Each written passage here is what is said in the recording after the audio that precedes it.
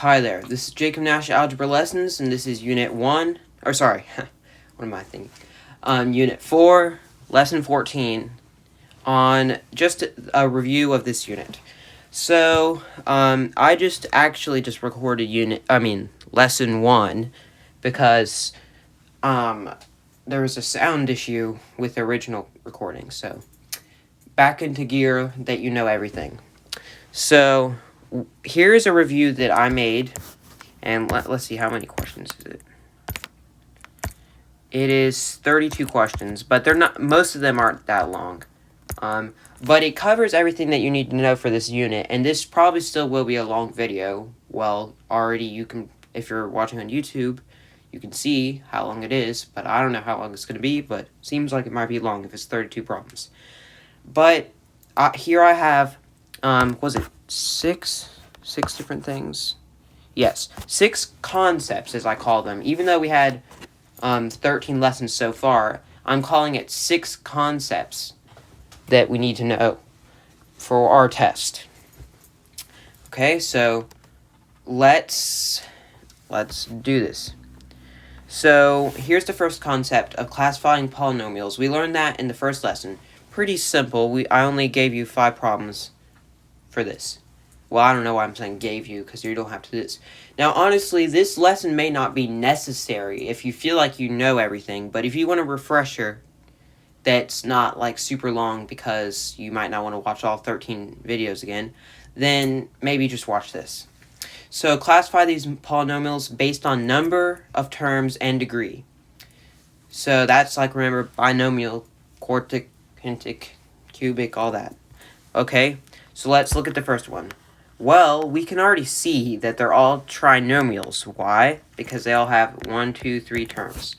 So, we know that that's what it's going to be for all of them. So, I'll just write that right here. Trinomial. Not very neat writing, sorry. Ugh. People don't know how to drive near where I live. If you watched engineering lessons or algebra lessons or some of these, oh my gosh.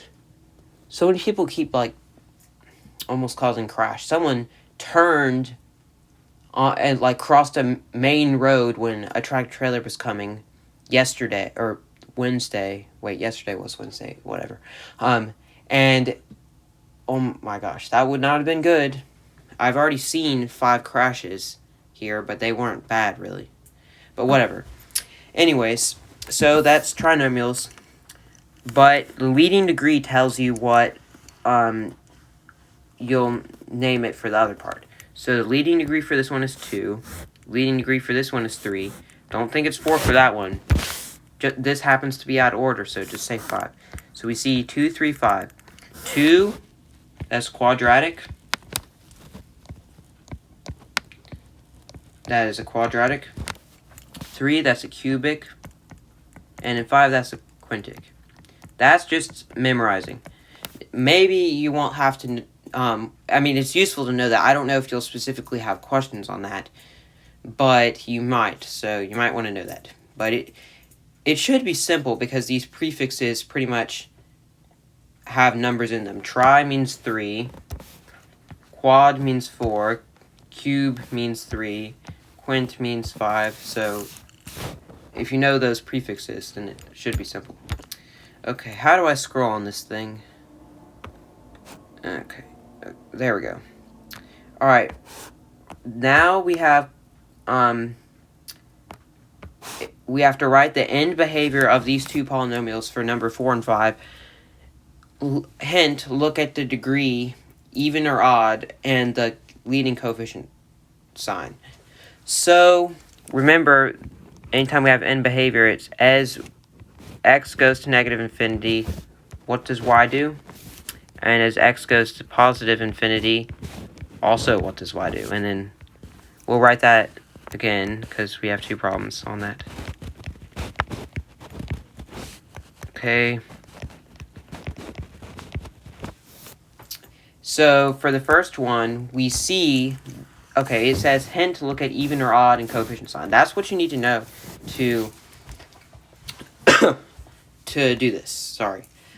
So, look at the degree. The degree is 2. That's even. So if it's even, then that means the arrows are pointing in the same way, or in other words, the y's will be the same that we put. So they're both going to be negative infinity, or they're both going to be positive infinity. How do we know? Leading coefficient sign. It's positive, so they are both in the same direction because the 2 is even, and they're both going to be positive infinity because that's positive. So we have that. Alright, for this one, we see that it's odd and negative. So if it's odd, then they're going to be different. The two things you put here are different. And if it's negative, then that means that they're going to be opposite of what this is. So opposite, done. But it makes sense, because if you were to draw this, it would be, obviously this isn't correct, but it's going to be something like this, if that it was just a parent function, just the x squared. And we can see that as it goes to negative, as the x goes to negative infinity, y goes to positive infinity. And as x goes to positive infinity, y goes to positive infinity. So it's the same for both. Okay, sorry. Sorry if it sounded like I was distracted. There's this dog that was running out my window. Another thing. Let me just close my blinds so I'm not distracted. Ow. Just hit my elbow on something. Alright, let me just finish this thing. Okay. So that makes sense. For this one, because it's cubic, it will be something like that, and no, not really like that. Something like that.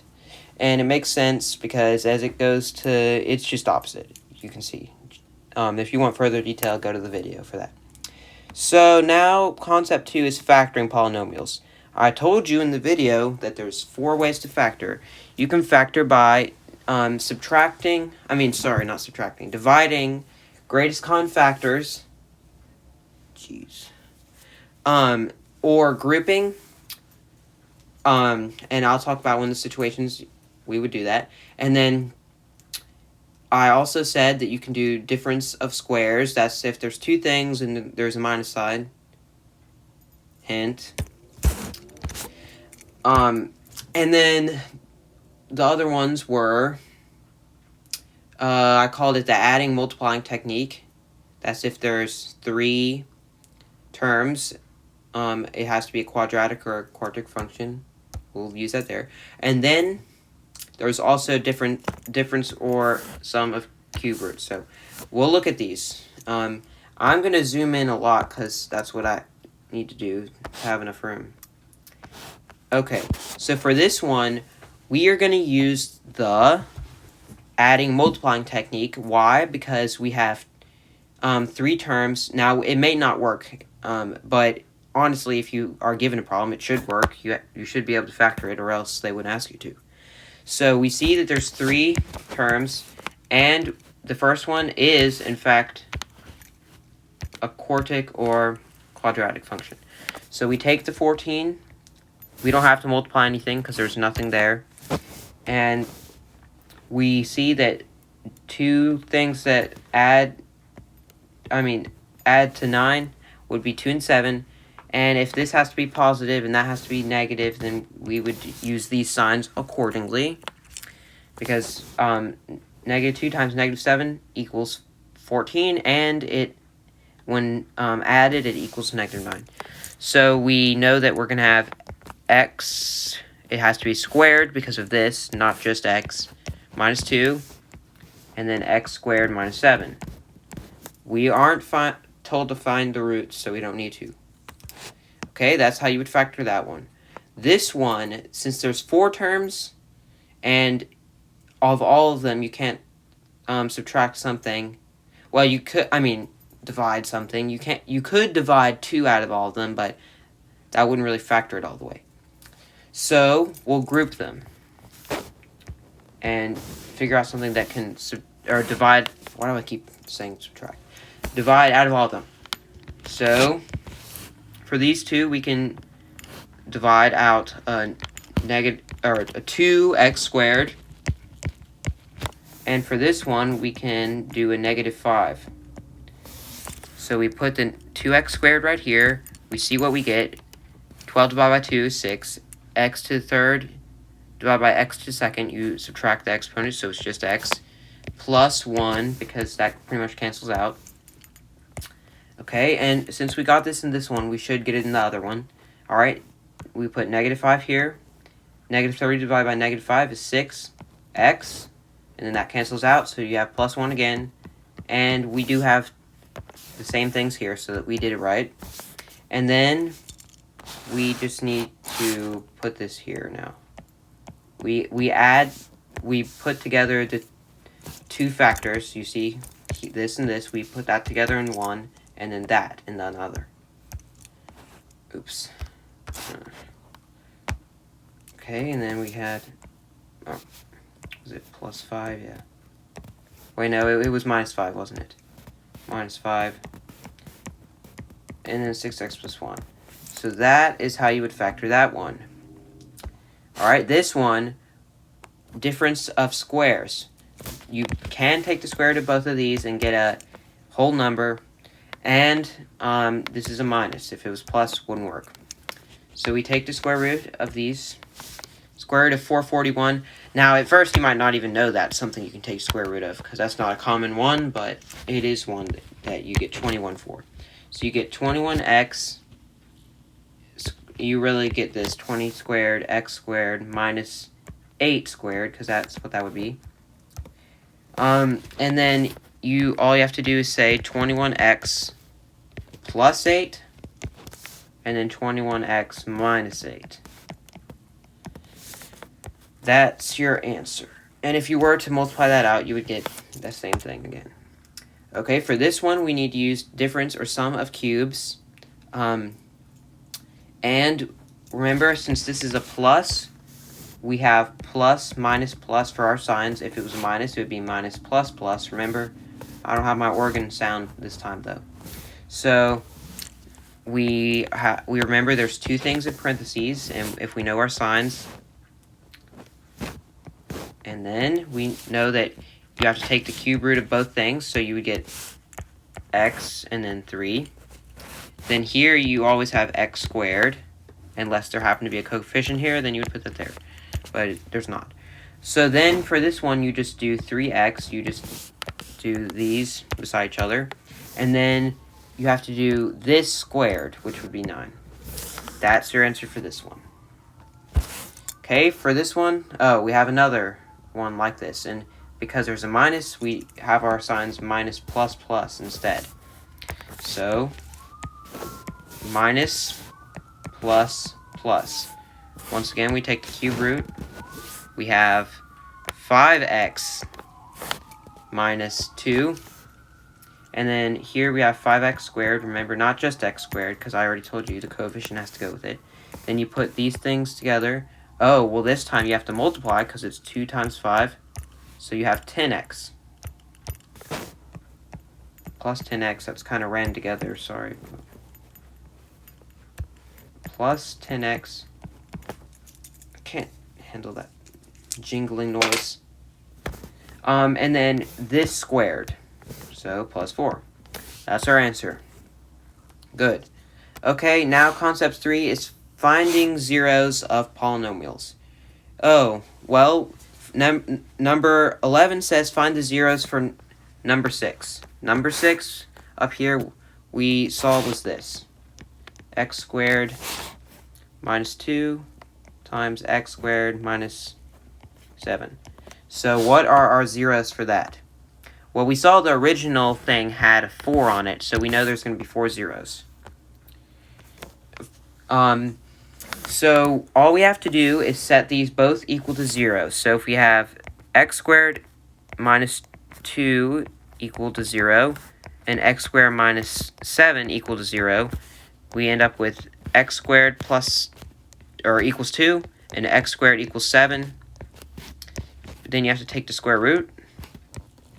And then when you take the square root of something, you get 2 answers.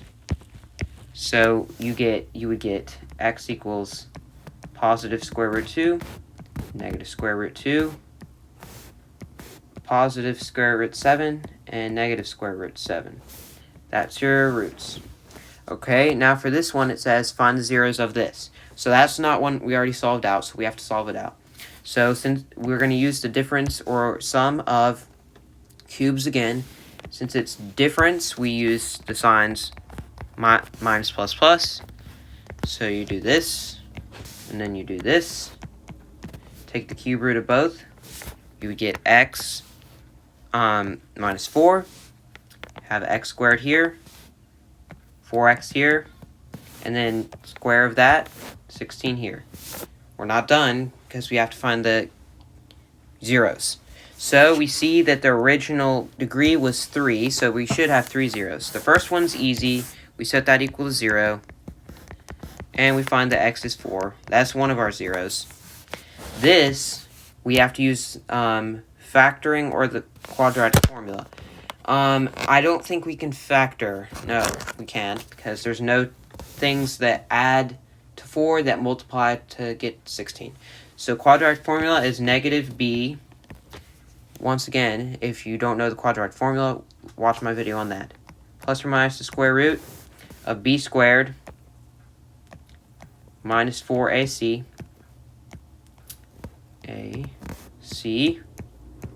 divided by 2a. Okay, calculator, where's my calculator? Negative 4, or we'll just do what's in the square root. Okay, we have 4 squared minus what turns out to be minus 4 times 1 times 16, which is negative 48. Awesome! Don't you hate when that happens? That means we have imaginary roots, or zeros. Remember, if they're imaginary, that means since this is a cubic function, only one will touch the x-axis. The other ones are imaginary because they don't. So, and now we have that simplified to negative 4 plus or minus the square root of negative 48 divided by 2. Can't leave it like that. You have to take out an I, and you can simplify the radical if you need to. So negative 48, we know that 16 times 3 equals 48, and you can take the square root of 16, so that's why we'll use that. The square root of 16 is 4. You take out an I to make it not be negative, and then you still have the 3 under the root. I explained how to do that in lesson 2. And then we have 2 here. So that would be, this is root 1, this is roots 2 and 3, or zeros. Remember, zeros, x-intercepts, roots, solutions, all those things. Same thing. So there you go. That's number 12. So that one took a little bit longer, but these next ones should be pretty short. Uh-oh. I forgot to add something on this, so this isn't even answerable. But I'll just make it right now. So, let's see.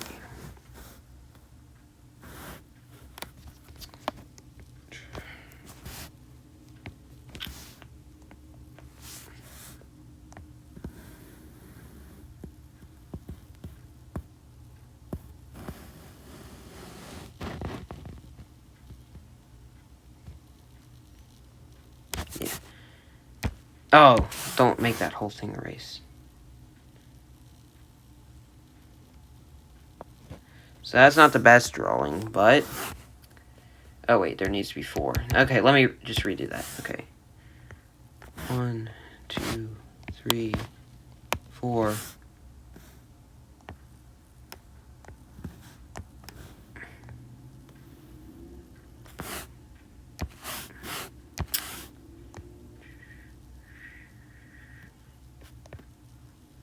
This isn't the best, so sorry.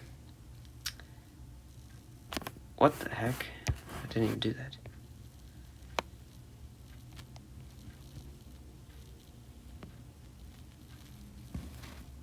Okay. That's better. Blue. Red. Yellow. Green. So this is, now we're on concept 4, multiplicity. So remember multiplicity, that can describe, when you add the 4 multiplicities, that tells you the total degree of the polynomial, and it just describes how the turning point is. If it bounces off of it, remember, that means it's even. But if it goes through, then it's odd. And depending on how flat the curve is near where it crosses that x-intercept will depend on if it's a high or low multiplicity. So the blue, it bounces off of it, so we know it's even, and it hardly is flat there. So we'll say that that's 2. Okay. The red, it goes through, but we can see that we have kind of like a cubic looking function here for that part, so we call that 3 because it's odd since it goes through, and since it rides along the axis a little bit, 3. We see the yellow, it doesn't cross through it, so it's even, but it does ride along the axis, so it's a little bit higher, so let's say that's 4. For this, you kind of just guess because, I mean, there's no mathematical way taught in this course to find what exactly it is, but you can usually tell. It's usually only going to be 1, 2, 3, or 4. Then the last one, it crosses through straight, so we would know that that's 1 because it looks like it's linear, but also crosses through, so odd, doesn't ride on it, so low, so 1. So that's what our multiplicities would be. Concept 5 is graph to equation and vice versa. So, yeah, this is another thing I forgot to add. So we have 17, 18, 19, 20, 21. So I made this on a Google Docs, so it was a little bit hard to get this to fit in here. So for this one, we have, all of these aren't going to be exact graphs. You may learn how to do that eventually, but this is, for this purpose, it's not going to be exact. But I'm going to write the things that we're given so we at least know. So what do we know? Well, I may have not said this already, but the constant, or the term without an x, is what your y-intercept is. It's -5. So we know it will go through 0, -5. And we see it's cubic. So cubic, and it's positive. So it's gonna look something like this. But we know it's going to go through the point 0, -5. So let's graph that. That was number 17. Okay. Alright, so I'm going to plot 0, -5. And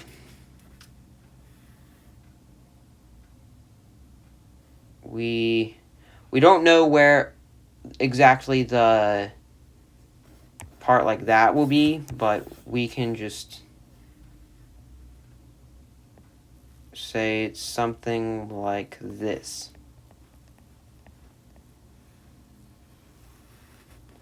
Something along the lines of that. It goes through that point.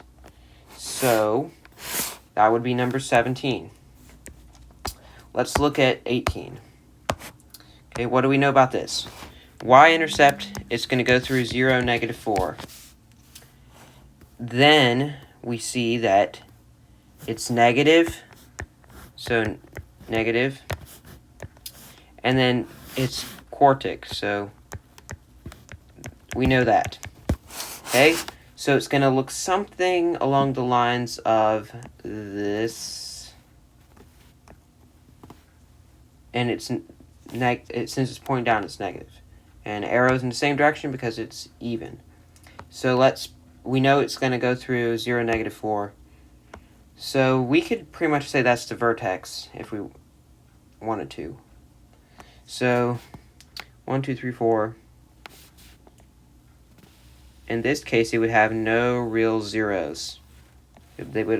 All 4 would be something that's imaginary. So there we go. That would be 18. So for those, it's more like guessing than the ones we're going to do. So, 20 and 21. So now we're looking at a cubic polynomial. So cubic, we know that. It has a negative leading coefficient. We know that. And it has zeros of -2, 1, and 4. Okay, so we know the shape's going to be something like this. But we know where the 3 zeros will have to be. negative 2, 1, 4. Let me try to remember that. So negative 2, 1, 4. Okay, so we can just do this. And then make it go up. That's how you do that one. Okay, for this one, we need to know, well, if we wanted to know what the degree was, we see that there's pretty much a 1 here, and then 1 plus 2 plus 3 is 6. So that is the full degree. So if it's 6, that means that it's going to be even, and so in other words, the arrows are going to point in the same direction, but since the x is positive there, it's going to be like this. But it may be something like this, who knows, but we just know that it's going to point up and the arrows are going to be in the same direction. So we need to know what the zeros are. For this first part, since x is by itself, if you set x equals 0, obviously it's going to be 0. So one of our zeros is 0. For this one, we're going to have 3, because if you set that equal to 0, x would be 3. And then for the next one, negative 1. So you pretty much, when it's like this, you just change the sign of the number that's there. Then we need to see the multiplicities. For this one, it's 1, so it's going to cross through like that. For this one, it's 2, so it's going to just ride on the axis. 3, it's going to go like that, cross through. So let me try to remember 0, negative 3, 1, negative 1. Not negative 3. 0, 3, negative 1. Okay, we have 0, negative 1, 3. We said for the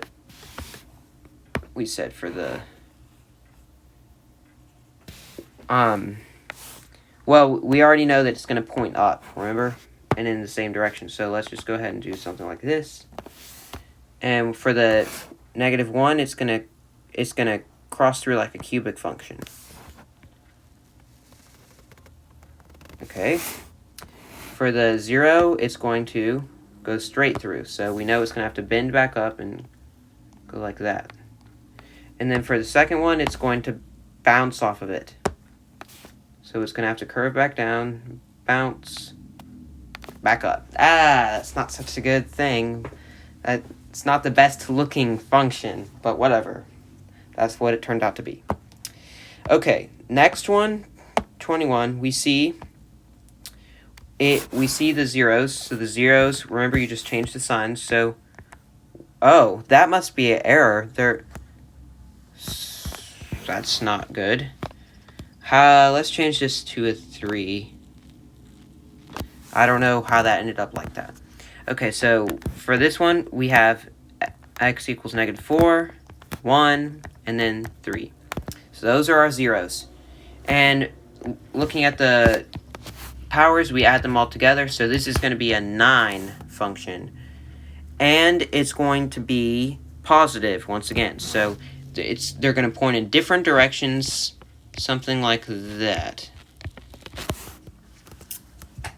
And we see the multiplicities. For this one, the multiplicity is 4, so even and large, so it's going to be like this. Well, it's going to cross through like that. For the next one, it's going to be like that, cross through. This one, not cross through, I meant bounce. And then this one, it will bounce, but it will be a smoother bounce. And it also has a relative minimum at negative 3, 4. So basically, one of the minimums will be there. So if the zeros are 4, negative 1, 3. Or not negative 1, positive 1. Negative 4, 1, 3.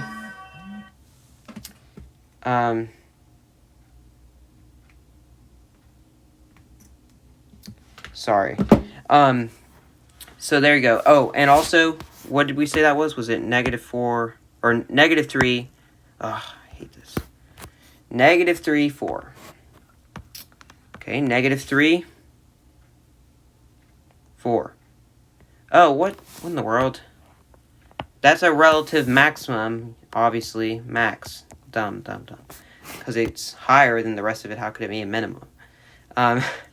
So, we know that the arrowheads will be, since they're going to be different because it's odd and it's positive, so they'll be like that.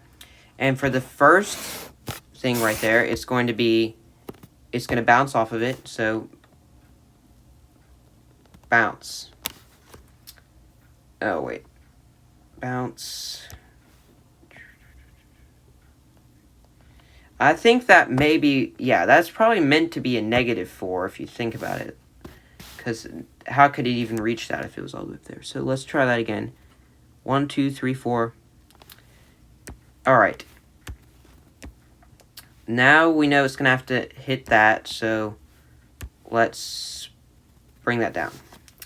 All right, for the next one, the 1, it's going to be like a cubic function. So back up,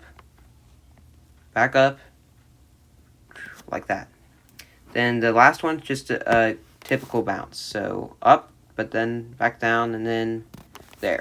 Also, not a very good looking one. So those things look weird, but that's just how it is. So that's how you can graph. That was that concept. This is the last concept. So I can tell this video has already been pretty long, so sorry about that. But now the very last thing we're going to do is add, subtract, multiply, and divide polynomials. This may take a kind of long, but not super long. Okay, for this one, we add. So we just combine like terms. I'm going to highlight the like terms. Okay. Let me just underline since this thing's going to be dumb. These are like terms. And so we combine them. The blues, 6x squared. The reds, 4x. The yellows cancel out, so this is our answer. Okay, for this one, let's do this. Okay, these are like terms. These are like terms. And these are like terms. So we have x squares. We have x squared plus 2x, that's 3x, minus 3x cancels out. For the reds, we have 5x minus 3x, that's 2x, minus 2x also cancels out. Then the yellows, we have 4 plus 2, -2, plus 2 is 0. So our answer is just 0 for that one because they all canceled out. Subtracting. When you subtract, you have to change the signs of all these things. So let's first do that. Because it distributes. So here, here, here. -2x plus 5x minus 4. Now, these are like terms. These are like terms. These are like terms. So this was the same one that just canceled out. Well, some of them canceled out. But okay, so we have, for the blues, 2x squared. For the reds, 14x. And for the yellows, -8. That's our answer. Okay, this one's a little bit tricky. We have to change the signs here and here. I'm not gonna rewrite it. So how about I just change the signs manually? So let's make that negative, positive, make that negative.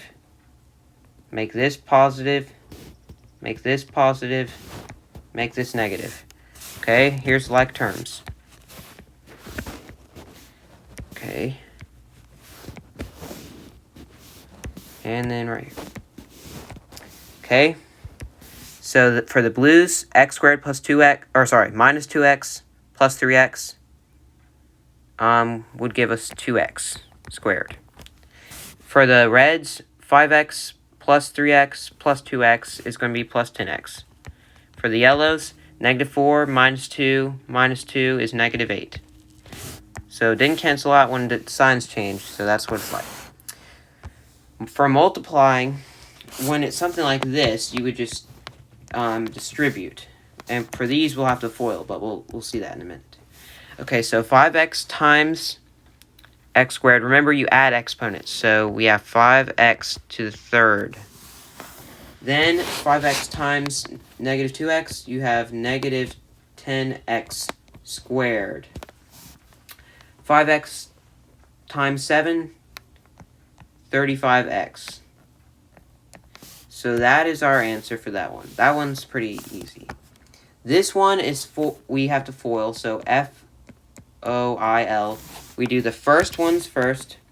X times x is x squared. Outer. X times negative 7 is negative 7x. Inner. 1 times x is just x. And then 1 times negative 7 is just negative 7. We have to add these two things, so we get x squared plus 8x minus 7 as our answer. That one was also pretty simple. And we could see that was the opposite of factoring. We could factor and see for that we would get... wait a second. That's not right. Wait, is it right? Oh, well, yeah, that's besides the point anyway, so let's do the next one, okay? This one you can't exactly FOIL because there's more terms than just 4, but you have to first distribute these, then you distribute these. So we'll start out by distributing the 2x's, the 2x. So 2x times x squared is 2x cubed. Added exponents. 2x times 6x is 12x squared. 2x times negative 7 is negative 14x. Okay, that's our first part. The second part, we need to now distribute the negative 3. Negative 3 times x squared is negative 3x squared. Negative 3 times 6x is negative 18x. Negative 3 times negative 7 is plus 21. Now we have to combine like terms.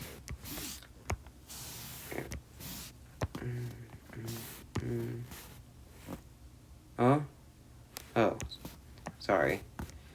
Okay, so the only thing that we have to combine is the reds. So we keep that, the blue, keeps the yellow, and then we have 12 minus 14, negative 2, minus 18, minus 20x, plus 21. So that's our answer for that one. That's multiplying. Now dividing, remember, you need to use... You can just do, if it's a monomial that you're dividing by, you can just divide like the opposite of what we just did, multiplying. But otherwise, you would need to use long division or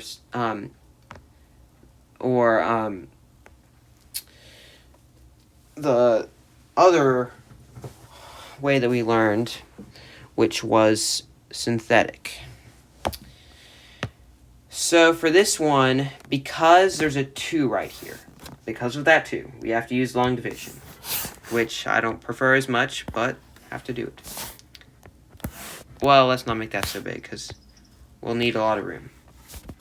So we'll still have to do that. Okay. Alright, so we put the 2x minus 1 in here, and then we put...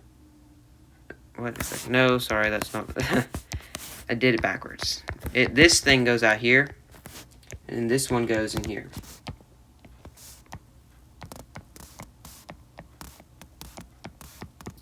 Okay. We need to first figure out what you do to 2x to make it equal that. You have to do 2x to the second. Okay. So we put the 2x down here. Or sorry, not 2x. You put 4x cubed down here. Then you do this times this, which is just the same thing as it is. So you have this. Change the signs, so you're going to be subtracting for both of those. These cancel out. Negative 8 minus 2 is negative 10x squared plus 5x minus 1. So our now we need to figure out what this can do to equal that, which would be minus 5x. Okay? So now we put this here, and then this ends up being this. Oh, wait a second. I messed up. This had to be minus. Oh. This had to be minus. So that means that would actually be plus. And so that would be, this would actually be negative 6x. Not negative 10x, sorry. And then that changes this as well. Well, that's the same. So now this actually would be 3x that you need to multiply that by. So then you get this down here. You have to change the signs. That cancels out. And then you would get 2x minus 1. So what can this do to equal that? It would just you would just add 1. So then you do this, and then both of those things cancel out. Wait a second. Oh, wait. Well, you would change the signs of this and this. So actually that's minus 2. So this is your remainder. So this is your answer, and then you have to add this to it, divided by that. So we have our answer as, this is why I don't like long division, because it's pretty complicated, but you still have to do it. And then minus 2 divided by x, 2x plus 1. This is your answer. Now, well, I don't have a comments on this thing, but if you somehow find a way to reach out to me if I did something wrong, because kind of got all messy right there, might have. So sorry about that. But you see the process. Here's a way you can do, and this one you have to, well, you could do long division, but you also can do synthetic division, just because that x is to the first and it has coefficient of 1. So you have to change the sign of that and put it in the corner here, so -8.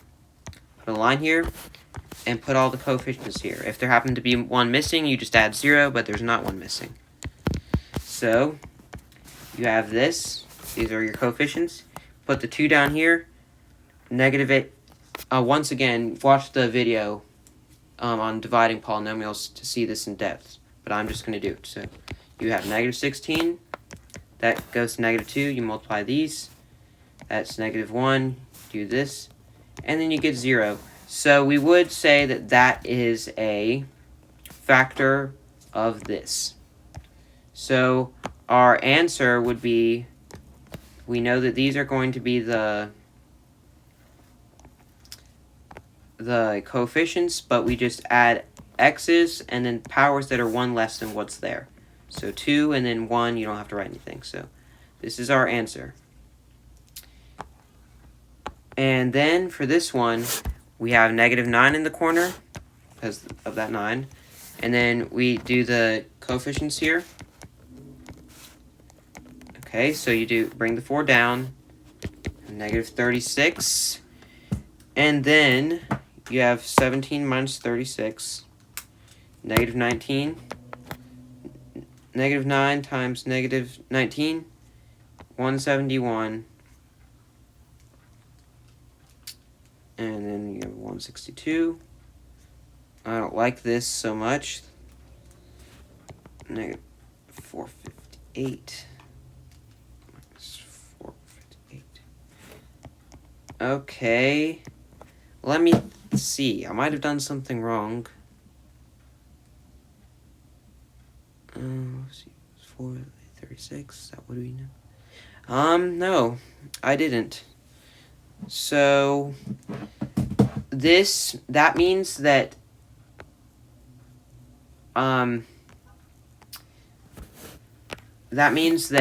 we have a remainder of 1,462. That's an irregular thing, but that's okay. So then we have to add x's to these coefficients that we got down here. So 4x, and it has to be 1 less than that, so 2.